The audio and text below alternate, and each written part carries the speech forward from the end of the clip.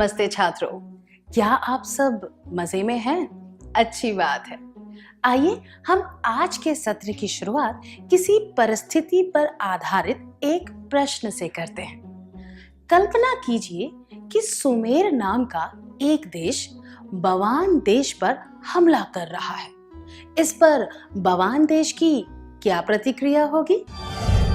अपनी स्थिति और ताकत के आधार पर बवान देश हमले का सामना करेगा, या पीछे हट जाएगा, या फिर हार मान लेगा।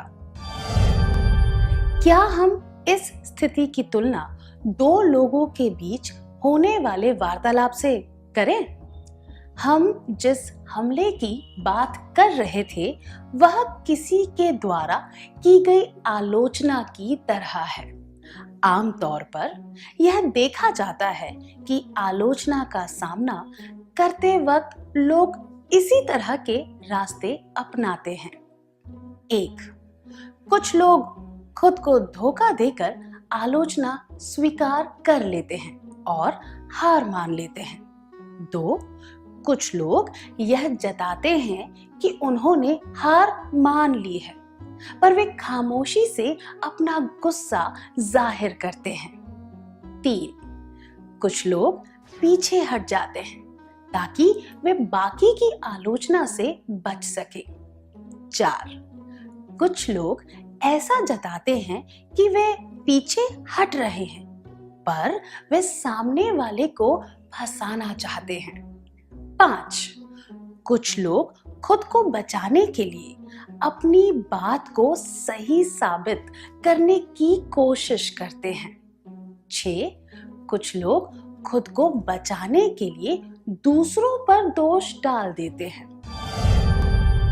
अब एक कार्यकलाप करेंगे। कल्पना कीजिए कि अरुण के पिताजी, दोस्त, शिक्षक और उसका छोटा भाई उसकी शर्ट की आलोचना कर रहे हैं। अलग अलग मौकों पर वे अरुण से कहते हैं कि तुम्हारी शर्ट अच्छी नहीं है। क्या अरुण उन सब के सामने एक जैसी प्रतिक्रिया करेगा? जब कोई हमारी आलोचना करता है तो हमारी प्रतिक्रिया कुछ बातों पर निर्भर करती है।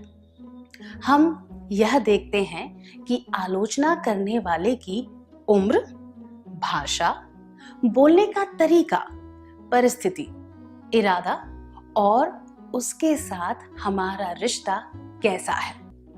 आलोचना का सामना करना किसी हमले का सामना करने के बराबर है, पर इन दोनों के बीच सबसे बड़ा फर्क यह है कि युद्ध में जीवन और मृत्यु का सवाल होता है, पर आलोचना में ऐसी कोई बात नहीं होती।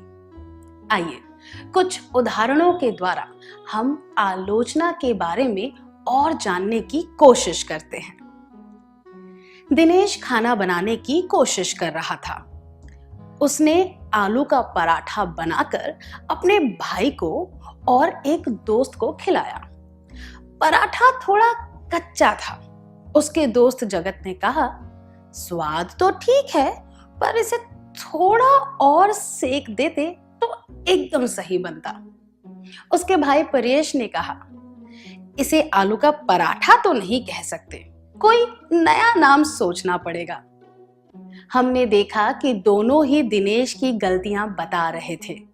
जगत की टिप्पणी उपयोगी थी और परेश की टिप्पणी विनाशकारी थी। जगत ने पराठे की कमियां बताने से पहले उसके बारे में अच्छी बातें बताई।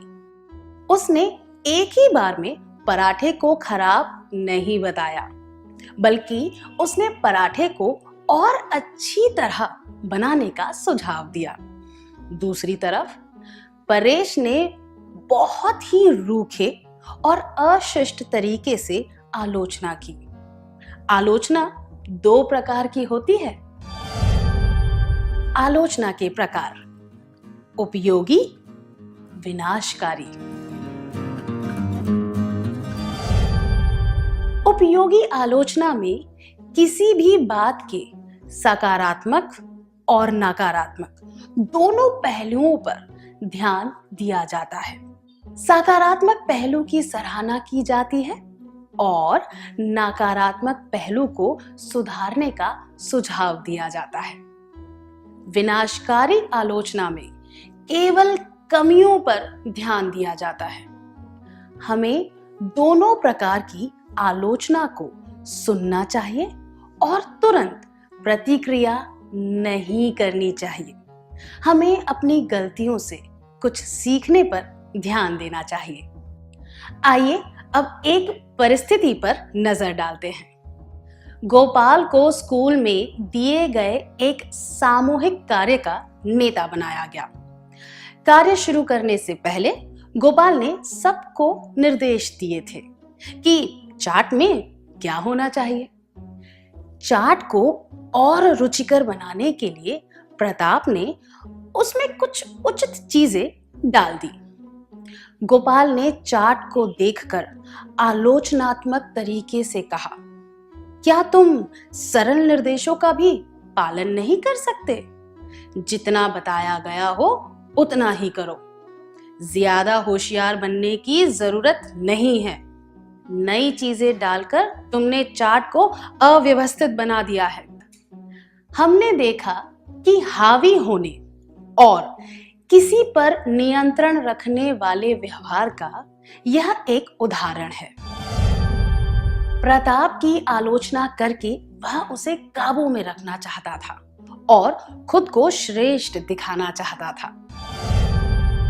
इस तरह की आलोचना को नियंत्रण में रखने वाली आलोचना कहा जा सकता है। इस तरह की आलोचना में धौंस जमाने के संकेत मिलते हैं और यह अत्याचार तक भी पहुंच सकती है। आलोचना के प्रकार: उपयोगी, विनाशकारी, नियंत्रण रखने वाली आलोचना। कभी कभी ऐसी आलोचना किसी नकारात्मक इरादे के बिना भी की जाती है, पर इस तरह की टिप्पणी पर ज्यादा ध्यान नहीं देना चाहिए। क्या आपके साथ कभी ऐसा हुआ है कि आपने उम्मीद से ज्यादा काम किया हो और उसके लिए आपकी आलोचना हुई हो? दूसरे शब्दों में कहें तो क्या कभी आपके साथ नियंत्रण वाली आलोचना हुई है? अब एक और परिस्थिति पर ध्यान दीजिए। प्रकाश के चाचा जी अखबार पढ़ रहे थे। उन्होंने ऐसी घटना के बारे में पढ़कर सुनाया जिसमें किसी छात्र ने अनुचित व्यवहार किया था। उन्होंने जोर से कहा, अरे रे, आजकल के छात्र तो बहुत ही दुष्ट होते हैं, बिल्कुल बिगड़े हुए। प्रकाश भी उनकी बात सुन रहा था और उसे यह सुनकर बहुत बुरा लगा। यह देखकर चाचा जी ने कहा, मैं तुम्हारे बारे में यह बात नहीं कर रहा था। उन्होंने किसकी आलोचना की थी? अखबार में जिन छात्रों के बारे में कहा गया था उनकी, या प्रकाश के अलावा दुनिया के सब छात्रों की, या फिर उन छात्रों की जिन्हें वे नहीं जानते? 1. अखबार में जिन छात्रों के बारे में कहा गया था उनकी। 2. प्रकाश के अलावा दुनिया के सब छात्रों की, या 3. उन छात्रों की जिन्हें वे नहीं जानते। वे इनमें से किसी की भी आलोचना नहीं कर रहे थे। उनकी आलोचना तो ऐसे तीर की तरह थी जिसका कोई लक्ष्य ही ना हो। वे तो बस आम तौर पर यह बात कर रहे थे। जो लोग खुद को हमेशा सही साबित करना चाहते हैं वे इस तरह की बातें बोलते हैं। इस तरह की आलोचना का कोई निश्चित उद्देश्य नहीं होता। ऐसी आलोचना की बिल्कुल भी परवाह नहीं करनी चाहिए। आलोचना के प्रकार: उपयोगी, विनाशकारी, नियंत्रण रखने वाली आलोचना, बिना किसी इरादे के। अब एक और कार्यकलाप करेंगे। इस चित्र को देखिए। अब आपको बिना कुछ सोचे इस चित्र की आलोचना करनी है। आलोचना करने का कोई भी कारण या प्रमाण नहीं देना है। यह भी एक तरह की आलोचना है। इसे हम आदत से मजबूर होकर की गई आलोचना कह सकते हैं। कुछ लोगों की आदत होती है कि वे हर बात पर टिप्पणी करते हैं। वे हमेशा नकारात्मक पहलुओं पर ध्यान देते हैं। वे जल्दी से यह बता देते हैं कि कौन सी बात सही नहीं है। यह उनका स्वभाव होता है। वे इस आदत से दूर नहीं रह पाते। इस तरह की आलोचना पर भी बिल्कुल ध्यान नहीं देना चाहिए। आलोचना के प्रकार: उपयोगी, विनाशकारी, नियंत्रण रखने वाली, बिना किसी इरादे के, आदत से मजबूर होकर की गई। क्या आप कभी ऐसे व्यक्ति से मिले हैं जिसने इस तरह की आलोचना की हो? उदाहरण के लिए, अगर आपने कोई चित्र या रंगोली बनाई, तब उस व्यक्ति ने आदत से मजबूर होकर किस तरह आलोचना की? संक्षिप्त में कहें तो हमें उपयोगी और विनाशकारी आलोचना को ठंडे दिमाग से सुनना चाहिए और उनमें बताए गए तथ्यों पर ध्यान देना चाहिए। हमें बिना किसी इरादे वाली, नियंत्रण में रखने वाली और आदत से मजबूर होकर की गई आलोचना पर बिल्कुल ध्यान नहीं देना चाहिए। क्या हम अब तक सीखी हुई बातों का सार संक्षेप कर लें? आलोचना के प्रकार: उपयोगी, विनाशकारी, नियंत्रण रखने वाली, बिना किसी इरादे के, आदत से मजबूर होकर की गई। धन्यवाद। आप सबने बहुत अच्छी तरह सार संक्षेप किया।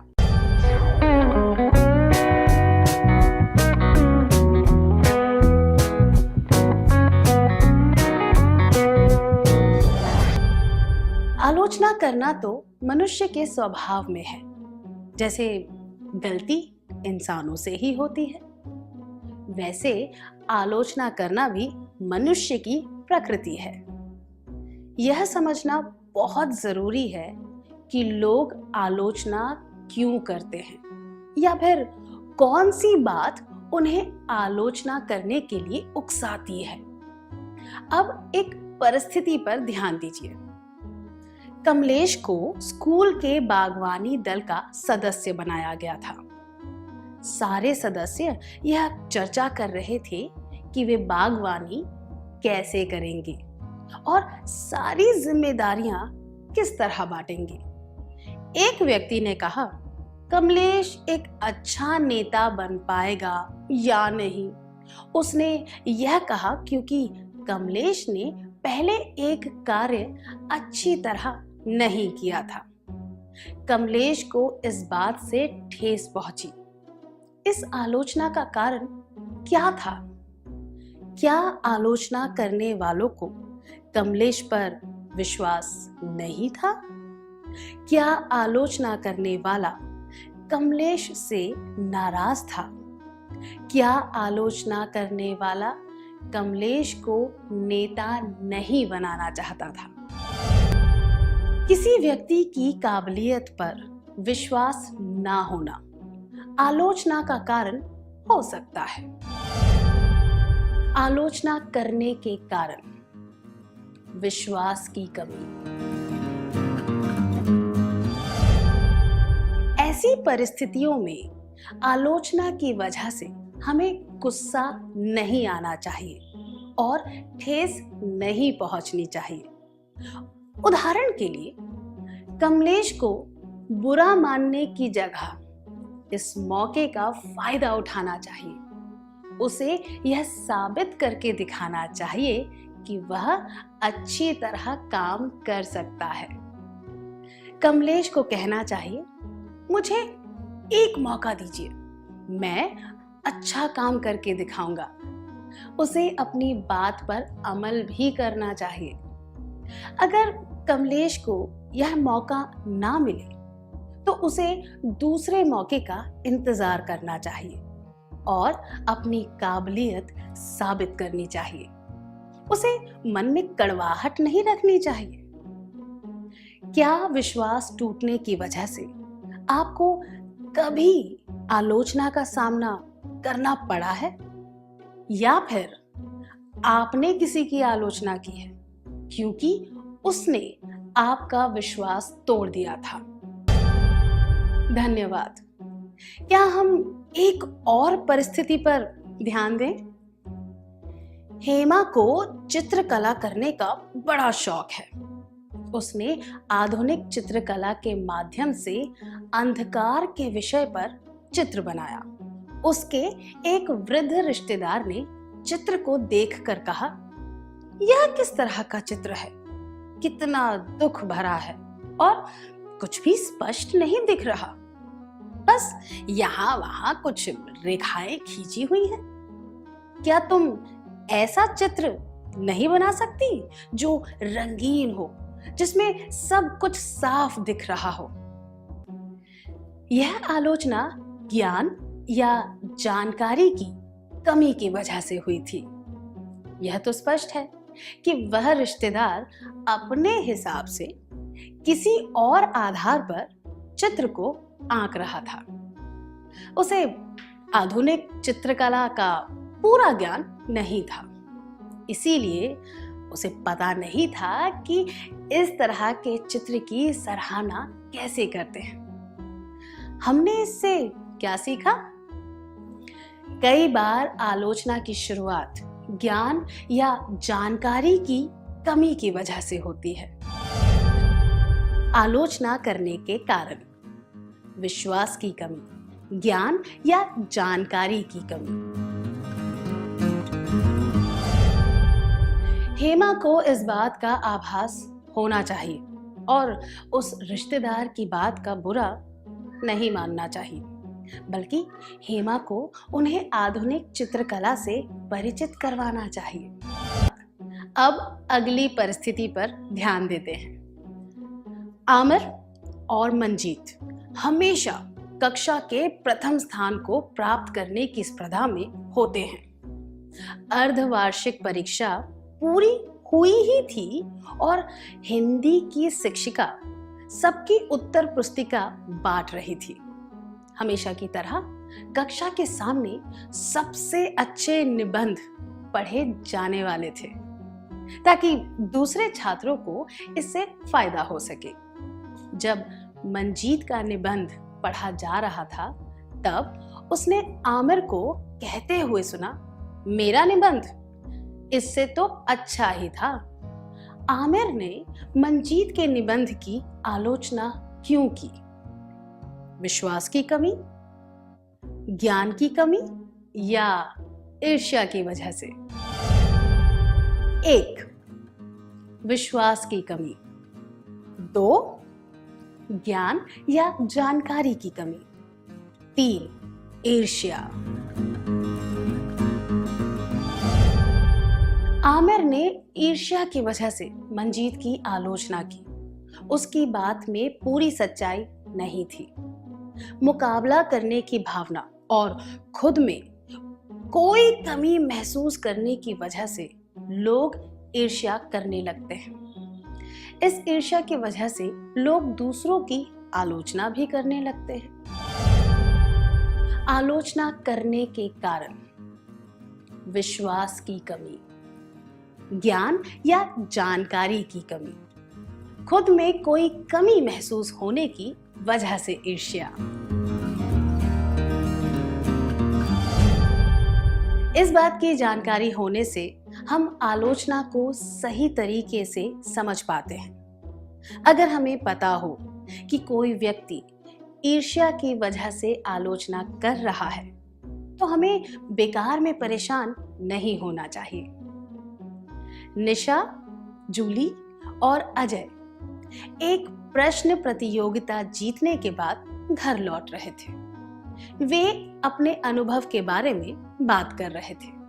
अजय ने कहा, जूली ने कठिन सवालों के सही जवाब दिए, उससे हमें बहुत मदद मिली। निशा ने तुरंत कहा, यह मत भूलो कि उसने 2 गलत जवाब भी दिए थे। अगर मैं कुछ सवालों के जवाब समय पर नहीं देती तो हम हार जाते। अब इस परिस्थिति पर ध्यान दीजिए। वीणा और उसके दोस्त हर 2 महीने में एक बार अपनी कक्षा की एक पत्रिका प्रकाशित करते हैं। वे उस पत्रिका के पहले पन्ने पर हमेशा एक ही चित्र लगाते हैं। जब वीणा ने कहा, इस बार पत्रिका का चित्र बदल देना चाहिए, तो उसके सब दोस्तों ने कड़ी आलोचना की। वीणा को यह बात अच्छी नहीं लगी। आपको क्या लगता है, इस आलोचना का क्या कारण था? क्या इसका कोई कारण नहीं था? जानबूझकर वीणा की आलोचना करने की इच्छा या फिर परिवर्तन का विरोध? 1. कोई कारण नहीं। 2. वीणा की आलोचना करने की इच्छा। 3.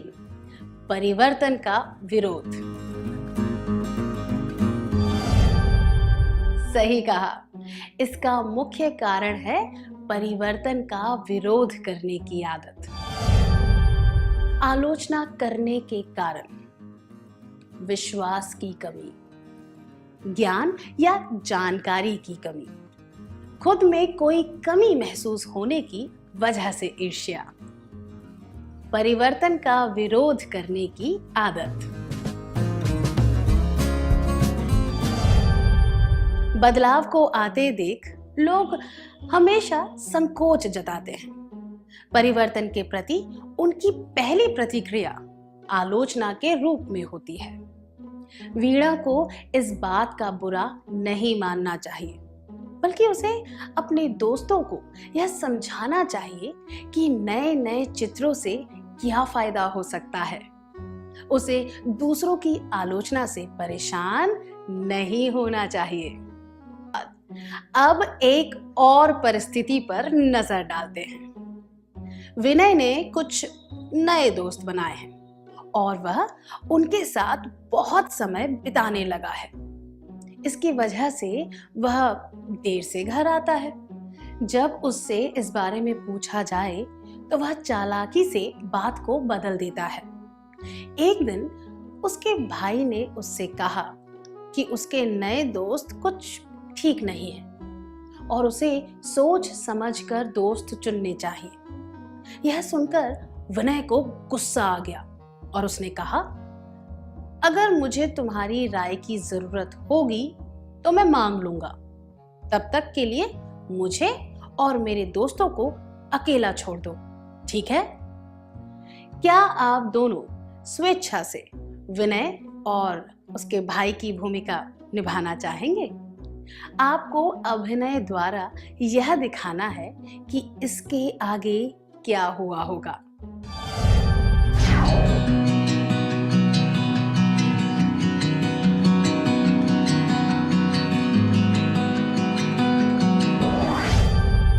विनय अपने भाई की आलोचना पर ज्यादा ध्यान दे रहा है और असली मुद्दे के बारे में नहीं सोच रहा। आलोचना करने के कारण: विश्वास की कमी, ज्ञान या जानकारी की कमी, खुद में कोई कमी महसूस होने की वजह से ईर्ष्या, परिवर्तन का विरोध करने की आदत, सच्ची फिक्र। अगर वह समझ जाता कि उसके भाई को उसकी फिक्र है तो वह आलोचना के सकारात्मक पहलू को देख पाता। उसका भाई उसकी गलतियां निकालने के लिए आलोचना नहीं कर रहा था। इस तरह की परिस्थितियों में आलोचना एक राय की तरह होती है। इस आलोचना का मकसद शिकायत करना नहीं होता। इसीलिए यह जानना जरूरी होता है कि आलोचना करने के पीछे उस व्यक्ति का मकसद क्या है। सच्ची फिक्र की वजह से की गई आलोचना को स्वीकार कर लेना चाहिए। क्या हम अब तक सीखी हुई बातों का सार संक्षेप कर लें? आलोचना के प्रकार: 1. उपयोगी। 2. विनाशकारी। 3. नियंत्रण में रखने वाली। 4. बिना किसी इरादे के। 5. आदत से मजबूर होकर की गई। आलोचना करने के कारण: विश्वास की कमी, ज्ञान या जानकारी की कमी, खुद में कोई कमी महसूस होने की वजह से ईर्ष्या, परिवर्तन का विरोध करने की आदत। सच्ची फिक्र। आलोचना का सामना कैसे करें? आलोचना करने वाले को समझाना या जानकारी देना। आलोचना के इरादे यानी मकसद को समझना। आलोचना की परवाह ना करना। परिवर्तन की अहमियत समझना। आलोचना करने वाले को विश्वास दिलाना।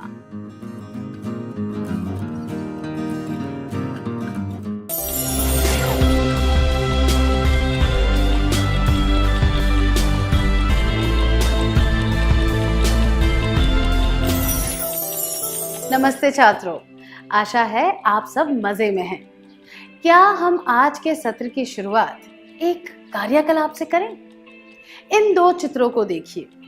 एक चित्र में प्रकृति का दृश्य दिखाया गया है और दूसरे में एक इमारत। आपको कौन सा चित्र ज्यादा पसंद आया और क्यों? आप में से कुछ लोगों को प्रकृति का दृश्य पसंद आया और कुछ लोगों को इमारत।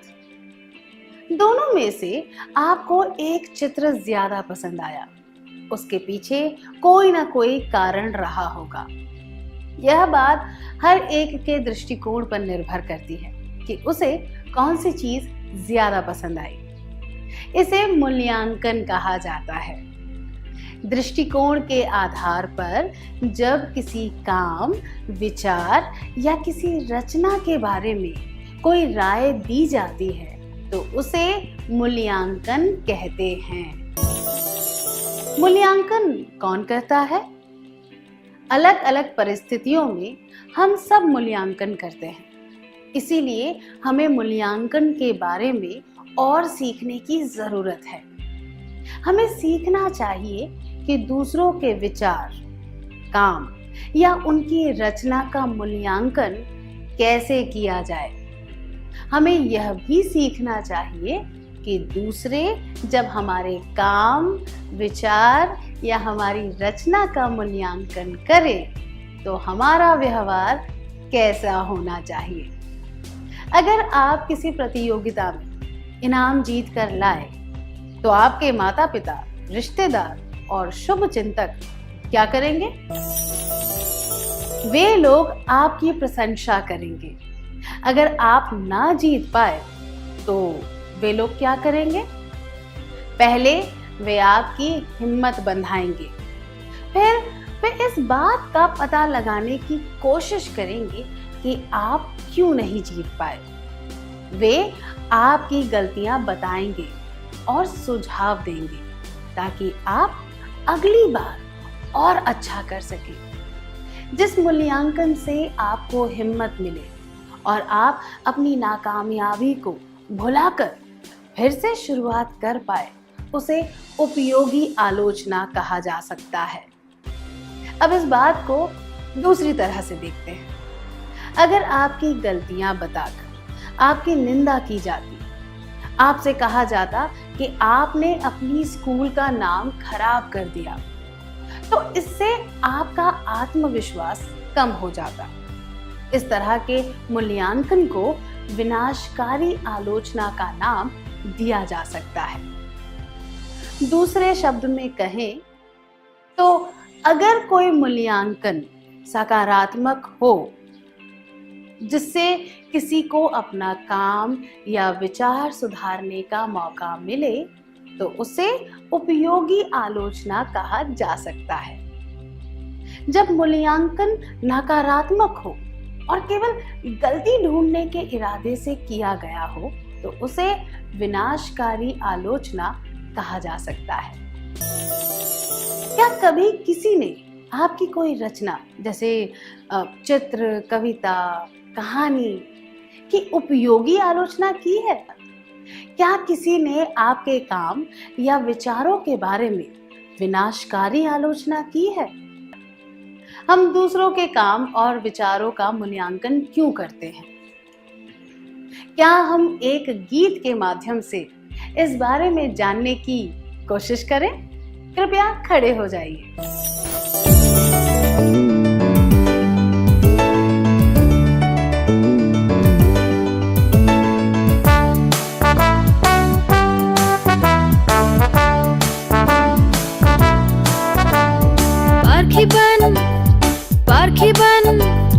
पार्थिबन, तू पार्थिबन, पार्थिबन, पार्थिबन, पार्थिबन, तू पार्थिबन। विचार और कार्य ऐसा करे कि उज्जवल बनकर अडोल रहे। विचार और कार्य ऐसा करे कि उज्जवल बनकर अडोल रहे। पार्थिबन, पार्थिबन, पार्थिबन, तू पार्थिबन, पार्थिबन, पार्थिबन, पार्थिबन, तू पार्थिबन। खिलते फूलों को मसल न देना, क्रोध से उसे कुचल न देना। खिलते फूलों को मसल न देना, क्रोध से उसे कुचल न देना। पार्थिबन, पार्थिबन, पार्थिबन, तू पार्थिबन, पार्थिबन, पार्थिबन, पार्थिबन, तू पार्थिबन। परिस्थिति से ऊपर उठकर नवीनता से तू खिल जाएगा। परिस्थिति से ऊपर उठकर नवीनता से तू खिल जाएगा। पार्थिबन, पार्थिबन, पार्थिबन, तू पार्थिबन, पार्थिबन, पार्थिबन, पार्थिबन, तू पार्थिबन। बहुत अच्छी तरह गाया, धन्यवाद। इस गीत से हमें क्या संदेश मिलता है? इस गीत में यह कहा गया है कि हमें दूसरों के काम और विचारों का मूल्यांकन करना चाहिए, ताकि हम 1. उन्हें बेहतर बना सके, 2. सकारात्मक बदलाव ला सके, 3. नए प्रयासों को आगे बढ़ाने में सहायता कर सके। क्या हम आज के सत्र में सीखी हुई बातों का सार संक्षेप कर लें? दृष्टिकोण के आधार पर जब किसी काम, विचार या किसी रचना के बारे में कोई राय दी जाती है, तो उसे मूल्यांकन कहते हैं।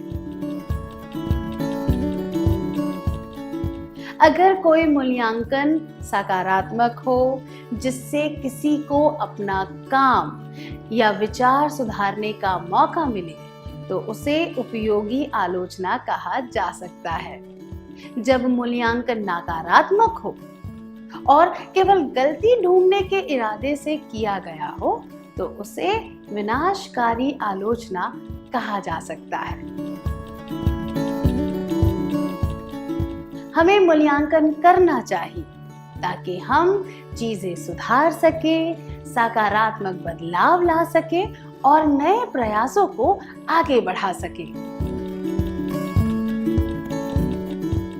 दूसरों का मूल्यांकन करते समय हमें कड़वी बातें नहीं कहनी चाहिए, किसी को दुख नहीं पहुंचाना चाहिए और खुद को श्रेष्ठ नहीं समझना चाहिए। सत्र का सार संक्षेप करने के लिए धन्यवाद।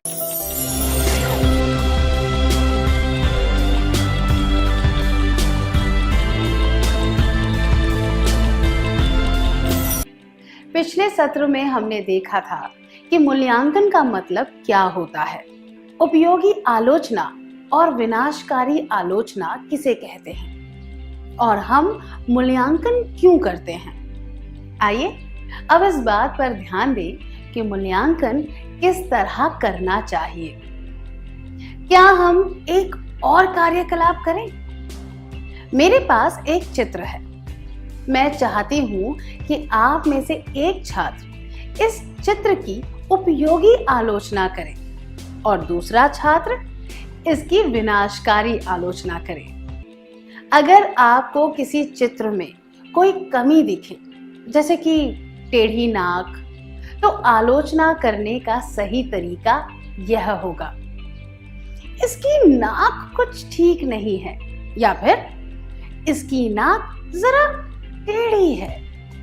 पर इस तरह की बात करना ठीक नहीं होगा। लगता है कि चित्रकार टेढ़ी नाक वाला है, इसीलिए उसने चित्र में भी टेढ़ी नाक बनाई है। इस तरह की आलोचना नहीं करनी चाहिए। किसी व्यक्ति का मजाक उड़ाए बिना और उसे दुख पहुंचाए बिना भी उसके काम, विचार या बातों की आलोचना की जा सकती है। दूसरे शब्दों में कहें तो किसी के काम या विचारों का मूल्यांकन करना चाहिए, उसके व्यक्तित्व का नहीं। आप एक क्रिकेट मैच देख रहे हैं। आपकी मनपसंद टीम बहुत बुरी तरह खेल रही है। आप उनका मूल्यांकन कैसे करेंगे? क्या आप ऐसा कहेंगे, इन्हें टीम में क्यों लिया गया है, इन्हें कुछ नहीं आता, या ये लोग केवल खा पीकर ऐश करना जानते हैं, खेलना इनके बस की बात नहीं है। आप दोनों में से कोई भी बात नहीं कहेंगे। यह तो अच्छी बात है। दूसरों का मूल्यांकन करते वक्त हमें ना तो उनका अपमान करना चाहिए, ना ही उनके बारे में कोई बुरी बात कहनी चाहिए। क्या आपने कभी किसी का मूल्यांकन करते वक्त उसका अपमान किया है? अब आपको उस बारे में कैसा लग रहा है? आपको अपनी बहन से गुस्सा है, इसलिए आप उसके हर काम को बुरा बता रहे हैं। क्या यह सही है या गलत? यह बिल्कुल गलत बात है। दूसरों में दोष ढूंढने के लिए मूल्यांकन नहीं करना चाहिए। आइए, जब भी आप शाम को 6 बजे के बाद तक खेलते रहते हैं, तब आपके पापा आपसे कहते हैं, बहुत खेल लिए, अब अपनी किताबें निकालकर पढ़ाई करो। उस समय आप क्या सोचते हैं? अरे वे कितने बोर बातें करते हैं, या उन्हें बर्दाश्त नहीं होता कि मैं खुशी से खेल रहा हूं। क्या आप इस तरह की बातें नहीं सोचते? आपको कभी भी बिना सोचे समझे कोई निष्कर्ष नहीं निकालना चाहिए। आपको ये नहीं सोचना चाहिए कि दूसरों को परेशान करके उन्हें खुशी मिलती है। तो बिना सोचे समझे हमें दूसरों के बारे में कोई निष्कर्ष नहीं निकालना चाहिए। किसी की बातों का मूल्यांकन करते समय हमें उनके बारे में कोई नकारात्मक बात नहीं करनी चाहिए। अब आपको स्क्रीन पर कुछ प्रश्न और उनके उत्तर दिखाई जाएंगे। हर एक प्रश्न के लिए आपको सबसे उचित उत्तर चुनना है। क्या आप तैयार हैं? प्रश्न 1। आपका दोस्त परीक्षा की तैयारी करने के बजाय टीवी देख रहा है। आप उसकी यह गलती उसे बताना चाहते हैं। आप क्या कहेंगे? 1। तुम पढ़ाई करने की जगह टीवी देख रहे हो, क्या तुम्हें इतनी सी बात भी समझ नहीं आती? 2। परीक्षा के समय टीवी देखकर तुम बहुत बड़ी गलती कर रहे हो। 3। मैं तो यह सुझाव दूंगा कि तुम्हें अभी पढ़ाई करनी चाहिए। टीवी तो छुट्टियों में भी देख सकते हो।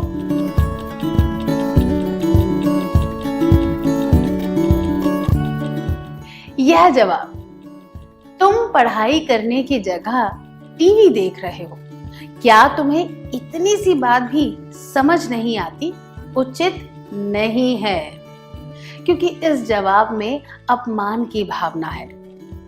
परीक्षा के समय टीवी देखकर तुम बहुत बड़ी गलती कर रहे हो। इस जवाब से यह पता चलता है कि आप उसकी गलती निकालकर उसे दोषी ठहरा रहे हैं, जबकि यह जवाब, मैं तो यह सुझाव दूंगा कि तुम अभी पढ़ाई करो, टीवी तो छुट्टियों में भी देख सकते हो, उचित है, क्योंकि इसमें किसी का अपमान किए बिना एक सकारात्मक सुझाव दिया गया है। किसी सलाह या सुझाव के तौर पर भी मूल्यांकन किया जा सकता है। अब अगला प्रश्न। प्रश्न 2। आपके भाई ने एक आकृति बनाई है जिसमें कुछ रेखाएं टेढ़ी है। आप उसे क्या कहेंगे? 1। अगर कुछ रेखाओं को सीधा कर दिया जाता तो यह आकृति और भी अच्छी दिखती। 2। इन टेढ़ी रेखाओं से पूरी आकृति खराब हो गई है। 3। अगर तुम इस तरह आकृति बनाते हो तो तुम्हें यह सब करने की कोई जरूरत नहीं है।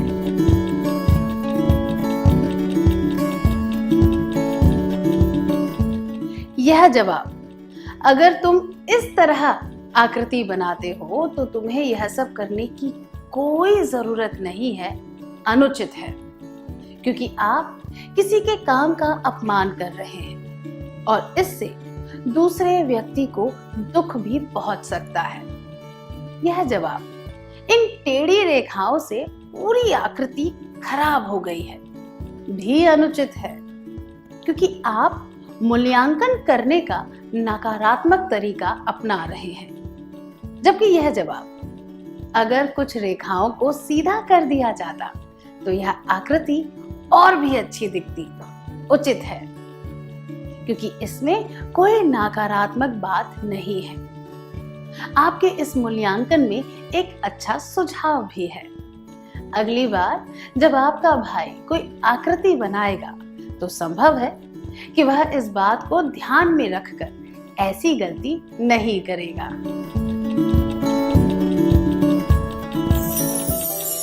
जब किसी मूल्यांकन में सकारात्मक सुझाव दिया जाता है तो उसमें कोई नकारात्मक बात नहीं होती, तो उस मूल्यांकन को लोग उत्साह के साथ स्वीकार करते हैं। अब एक और प्रश्न।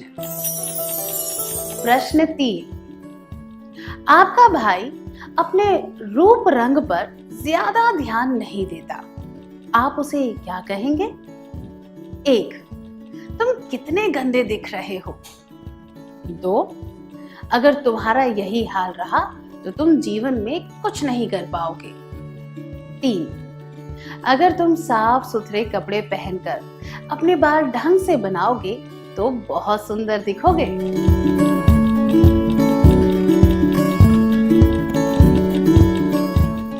ये दोनों जवाब, तुम कितने गंदे दिख रहे हो और अगर तुम्हारा यही हाल रहा तो तुम जीवन में कुछ नहीं कर पाओगे, अनुचित है, क्योंकि इनमें किसी का अपमान करते हुए आलोचना की गई है। यह जवाब, अगर तुम साफ सुथरे कपड़े पहनकर अपने बाल ढंग से बनाओगे तो बहुत सुंदर दिखोगे, उचित है।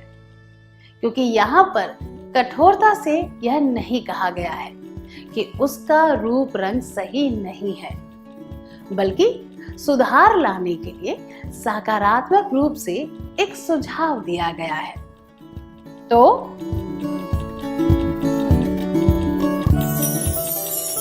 किसी का या किसी चीज का मूल्यांकन करते समय हमें ठोस सुझाव देने चाहिए ताकि परिस्थिति को सुधारा जा सके। अब मैं आपको एक कहानी सुनाती हूँ। 4 दोस्त समुद्र के किनारे टहलने गए।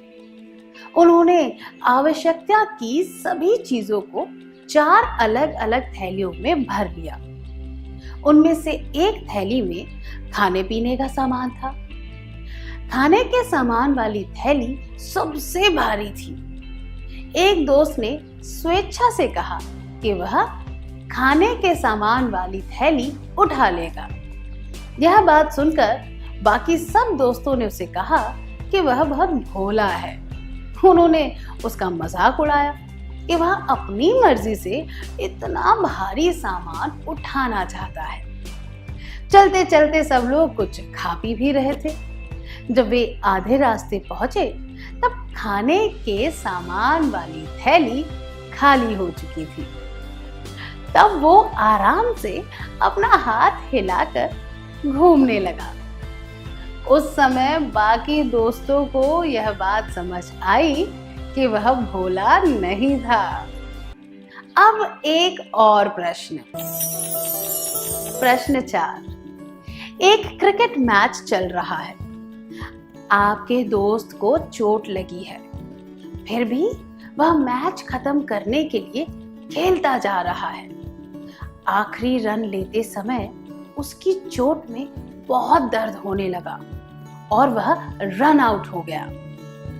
आपकी टीम बस एक रन की वजह से मैच हार गई। आप अपने दोस्त से क्या कहेंगे?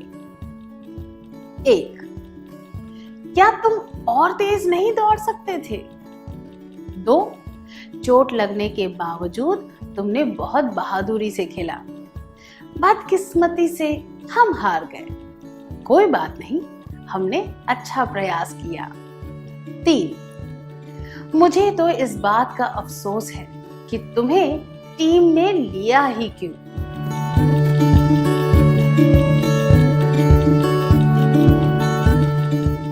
क्या तुम और तेज नहीं दौड़ सकते थे? यह जवाब उचित नहीं है, क्योंकि इसमें नकारात्मक भावना है, जबकि उस व्यक्ति ने तो बहुत बहादुरी के साथ खेला था। यह जवाब, मुझे तो इस बात का अफसोस है कि तुम्हें टीम में लिया ही क्यों, ये भी अनुचित है, क्योंकि इसमें दूसरे व्यक्ति का अपमान किया गया है, जिससे कुछ भी हासिल नहीं होगा। जबकि यह जवाब, चोट लगने के बावजूद तुमने बहुत बहादुरी से खेला, बदकिस्मती से हम हार गए, कोई बात नहीं, हमने अच्छा प्रयास किया, उचित है, क्योंकि इसमें परिस्थितियों को समझने की कोशिश की गई है। इसमें दूसरे व्यक्ति की भावनाओं का भी ध्यान रखा गया है। इस मूल्यांकन में परिस्थिति और उस व्यक्ति की मानसिक स्थिति को ध्यान में रखा गया है।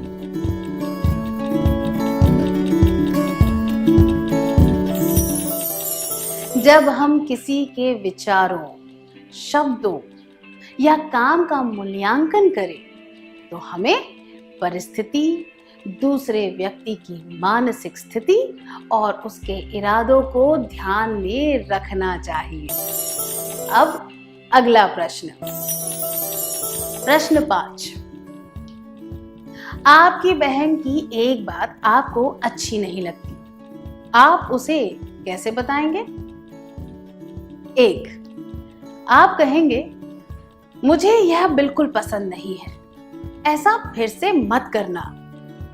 2, आप कहेंगे तुमने पहले भी ऐसा ही किया था और उसे पहले की बातें गिनाने लगेंगे। 3, आप कहेंगे मैंने तुम्हें कितनी बार समझाया है और तुम कभी नहीं सुधर सकती।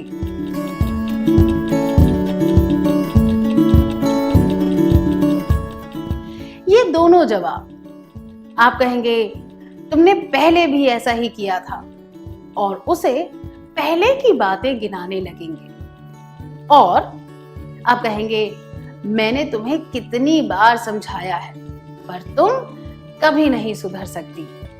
उचित नहीं है, क्योंकि इसमें गलतियां निकालकर नकारात्मक तरीके से मूल्यांकन किया गया है। जबकि यह जवाब आप कहेंगे मुझे यह बिल्कुल पसंद नहीं है, ऐसा फिर से मत करना, उचित है, क्योंकि यह मूल्यांकन वर्तमान स्थिति पर आधारित है। इसमें बिना मतलब के पुरानी बातों को कुरेदा नहीं गया है।